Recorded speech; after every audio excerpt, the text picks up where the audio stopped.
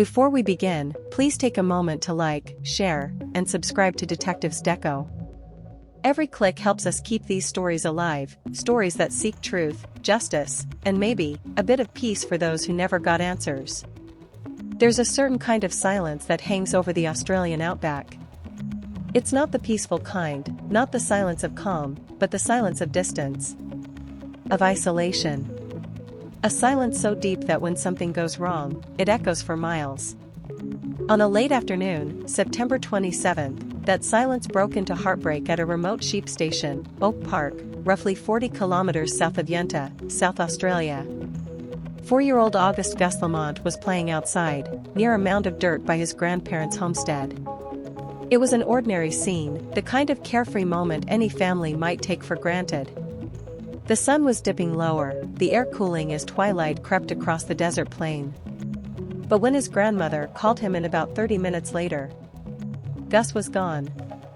At first, she thought he might have wandered behind the shed or followed one of the dogs down the track. But as the minutes stretched into an hour, panic began to rise. Calls went unanswered. There was no giggle, no small footsteps running back. Soon after, the radio call went out. This wasn't the first time something like this had happened. He said that years earlier, his own child had vanished in almost the same way. A boy named Eli. Eli was 5, curious, playful, always chasing the wind through the open fields. One late afternoon, while his father was fixing a fence, Eli had been playing near the creek bed behind their property. When the man turned around, the boy was gone. Just like Gus. No sound. No struggle. Only a single footprint pressed into the soft dirt. The farmer's voice, when he spoke, carried a weight that silenced everyone listening. He said he searched for days, with neighbors, dogs, even volunteers from nearby towns, but Eli was never found. No remains. No clothing. No answers. And then he said something that froze people in place. He said the land around Oak Park had a presence. That there were places the locals didn't walk after dark. Places where, as he put it, the wind remembers. He didn't go into detail, maybe afraid, or maybe just tired of being dismissed. But his warning was clear.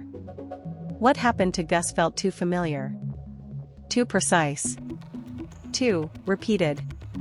After the farmer's revelation, whispers began circulating through the nearby towns, quiet talks over fences, in fuel stations, and around campfires.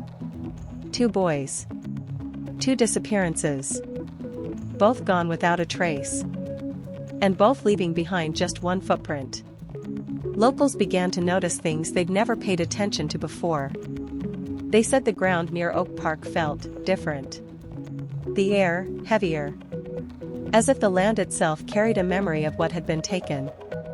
Old station hands spoke of strange sounds carried by the wind, faint laughter that came and went like echoes, or the soft shuffle of feet on nights when no one was outside. Some brushed it off as superstition, but others swore they'd seen fleeting shadows near the boundary fences, small, fast, gone before they could call out. When people compared the 2 disappearances, Eli's and Gus's, the similarities were impossible to ignore. Both vanished in the late afternoon, just before dusk. Both were last seen playing near mounds of dirt. Both left behind a single footprint that led nowhere. And in both cases, no animals stirred, no birds called, as if the world itself held its breath. The more you looked, the stranger it seemed.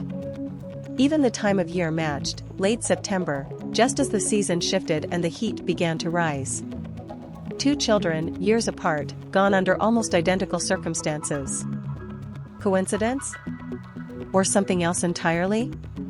Some believed the farmer's story hinted at something buried, not in the ground, but in the history of the land itself. Because in places like Oak Park, stories don't fade. They linger.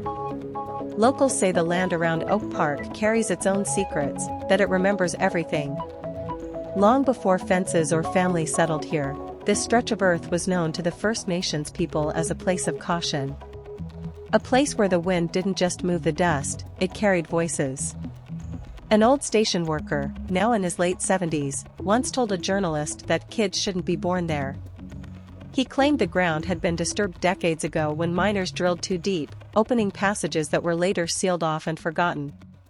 But he also hinted that not everything underground was natural. Over the years, strange things happened around Oak Park: livestock found outside their pens, tools disappearing overnight, engines failing for no reason. People brushed it off as coincidence, until the children vanished. Those who've lived there long enough say that the disappearances are not random. They speak of a pattern: every few decades, when the dust storms rise early and the wind shifts direction, something awakens. Something that calls the curious and the young. A few of the older residents still leave offerings by the old wells: coins, toys, even drawings, small tokens meant to appease whatever force is believed to linger beneath the soil. But outsiders never take those stories seriously. Until it happens again. Gus's disappearance, much like Eli's, wasn't just a family's tragedy, it felt like history repeating itself. And if the whispers are true, the land isn't done yet. After weeks with no answers, the people of Yunta and the surrounding region began forming their own explanations, and some of them were deeply unsettling. The first theory was simple, and perhaps the most believable, that both boys, Eli and Gus, wandered into one of the many abandoned mine shafts scattered across the outback. These shafts are relics of an old gold rush, narrow, deep, and often unmarked. A fall into one could mean instant silence, and a body might never be found. But if that were true, why had no tracks been discovered around them, no signs of disturbance in the sand? Then came the second theory, the one people spoke of only in hushed tones. But through it all, one thing became painfully clear: the mystery hadn't ended at the bottom of that dam. It had only grown deeper. For the Lamont family, the draining of the dam was supposed to bring peace, one way or another. When police told them the operation had found nothing, the silence in their home was heavier than ever. Days had turned into weeks, and now a month had passed with no sign of Gus. His toys still sat near the door, his boots untouched. His grandmother, who last saw him playing that afternoon, hasn't stopped replaying that moment in her mind, over and over again, wondering what she missed. Locals say the family has barely slept since. The once busy sheep station has gone quiet. Even the sound of the wind feels different, slower, sadder. His mother, Jessica, has refused to leave the property, clinging to the faint hope that maybe Gus is still out there somewhere. For Gus's father, Joshua, it's been unbearable. He's described as a man who tries to stay strong for everyone else, but each passing day chips away at that strength. He drives back and forth from his home in Bellelai North, walking the same tracks, staring at the same horizon that's given no answers. Coincidence? Or something meant to remind everyone that the story wasn't over yet? As night fell over Oak Park, the desert grew colder, quieter, almost too quiet. The kind of silence that makes you feel like the land itself is holding its breath. Those who've lived in the outback long enough say you can feel when something isn't right. That night was one of those moments. Around 5 p.m., Gus was seen playing near the dirt mounds, laughing, running, completely unaware of how fast things can change. By 5:30, he was gone. His grandmother called out, but the only thing that answered was the wind. Within minutes, a calm day turned into panic. No one saw him leave. No sounds. No sign of a struggle. The land was flat and open, yet there were no tracks, except for that single, haunting footprint found about 500 meters from the house. But what if that footprint wasn't Gus's last step? What if it was his first, after leaving something, or someone? Some locals believe Gus might have followed a voice. Maybe it was curiosity, maybe something he recognized. Kids are drawn to sound and light, and on the open plains, even an echo can sound like someone calling your name. Then there's the strange detail that emerged days later, a report from a local farmer who said he saw faint lights flickering near an abandoned water shaft around the same time Gus vanished. The farmer assumed it was search crews starting early, but that was before the search had even begun.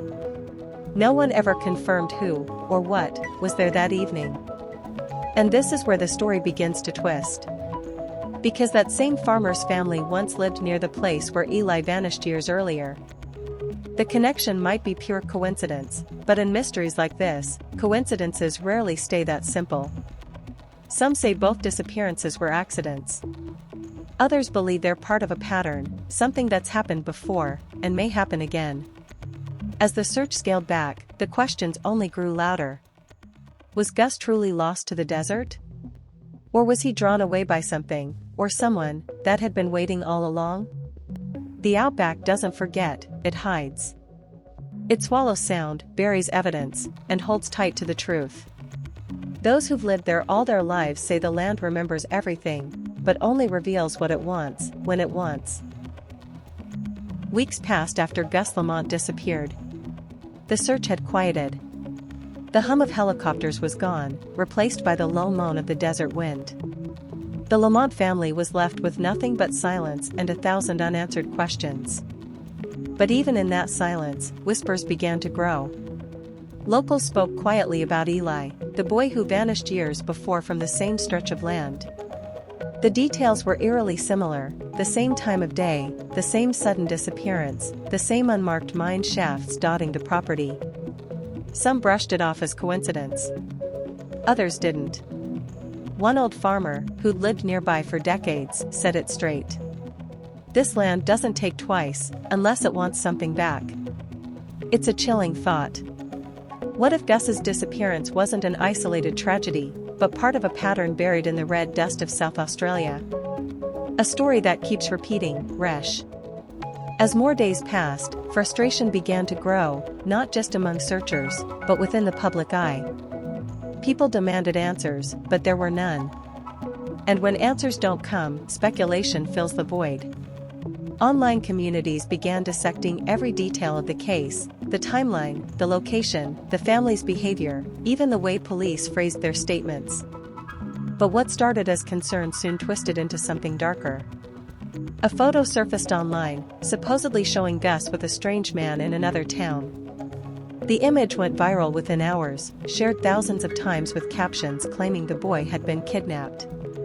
It looked real, too real, until experts confirmed it had been generated using artificial intelligence. Police quickly denounced the photo, calling it cruel and harmful misinformation. Still, the damage was done. People began questioning every official statement, every update, every silence. Was the police hiding something? Was the family? Or was this simply the internet feeding on tragedy, turning grief into clicks? The spread of fake information became its own storm.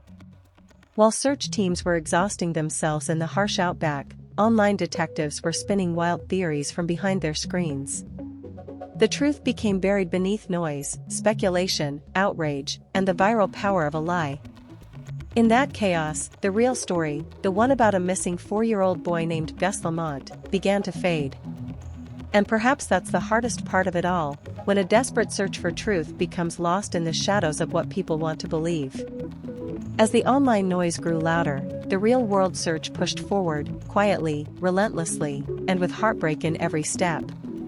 Police officers, SES volunteers, and members of the Australian Defence Force continued to comb through the land, though the tone had changed. What had begun as a hopeful rescue had now become a grim recovery effort. Assistant Commissioner Ian Parrott faced the cameras with visible exhaustion. His words were careful, heavy. He said, "Well, we've all been hoping for a miracle, that miracle has not eventuated." That single sentence silenced the entire press line. It wasn't just a statement, it was the moment hope began to slip away. The decision to scale back the search came after nearly a week of relentless effort. Scientific advice indicated that a 4-year-old could not survive the freezing nights and the harsh daytime heat for that long, not in the clothing Gus had been wearing. It was a decision no one wanted to make, but one that had become unavoidable. Gus's family has tried to move forward, but the questions never stop coming. What really happened in those 30 minutes between the time he was last seen and the moment he was discovered missing? Did he truly wander off, as police believe? Or did something far more unsettling take place that no one saw coming? Theories continue to circulate, from tragic accidents to darker, unproven suspicions. Yet despite the endless speculation, one truth remains: no one has been able to explain how a child could vanish so completely in such an open landscape. Even today, the community clings to fragments of hope. Some believe that answers will surface someday, maybe through new technology, new evidence, or even the confession of someone who knows more than they've said. Until then, the case of Gus Lamont stands as one of Australia's most haunting recent mysteries, a reminder that even in our modern world, there are still places where answers can disappear just as quickly as people do. If you've made it this far, thank you for watching. Don't forget to like, share, and subscribe for more true crime stories that explore the mysteries still waiting for answers. And let me know in the comments, what do you believe really happened to Gus Lamont? As time moves on, the search for Gus Lamont has shifted from urgency to quiet remembrance. The community of Yunta still speaks his name, sometimes in whispers, sometimes in prayers. Locals leave small toys and flowers near the station gate, symbols of a child whose laughter once echoed across the open land. For the Lamont family, every sunrise is a reminder of both hope and heartbreak. The land, which once represented hard work and family life, now holds an unshakable void.